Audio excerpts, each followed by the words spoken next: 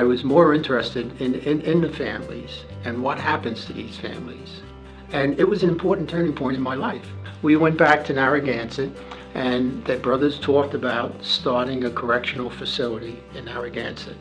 And I was the obvious person to run it because I had the experience doing that and knowing what was going on. And that's how we began to conceptualize Narragansett as a facility for kids who were in trouble with the law. There was a number of community people who became involved, who lived in the area since it was a very affluent area, and who very quickly agreed that this was an important thing to do for these children that would need it, for these adolescents that needed help. It's the most important steps that we took because we weren't going to get anywhere unless we got all the local people, city councils and everybody involved and backing us. And so that's when we began to do this. And quickly I'll mention to you that one of the brothers, Bill Hawkins, who got his doctorate in English from Columbia, was supposed to go to Manhattan College, and he was in Narragansett, and he said to me point blank, I never worked with kids like this,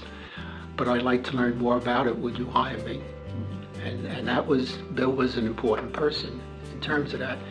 And then the brothers in Narragansett, Louis the Thomases, said to me, he said, I want to work with these kids.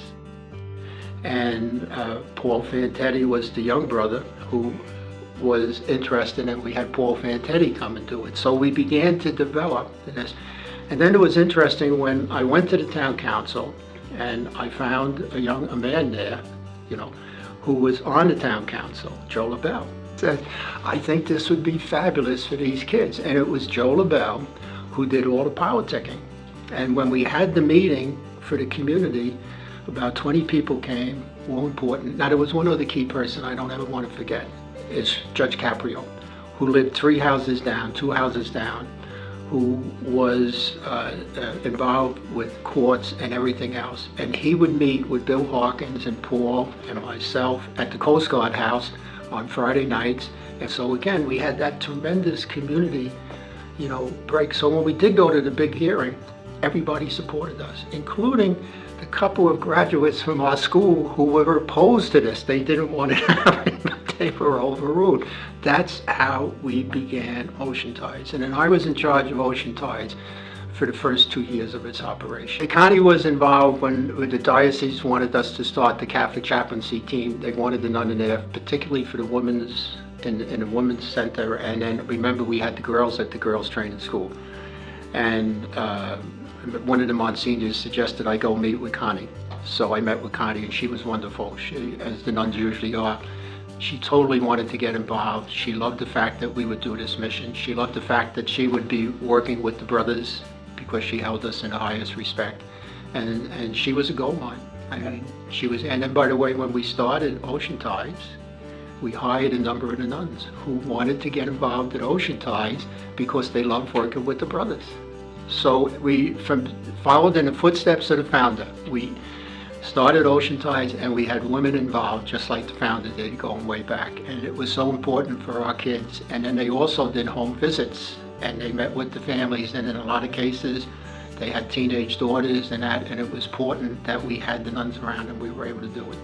And Eileen was a sister of mercy. And we had contacts with Eileen, I did on a regular basis, and she was absolutely magnificent.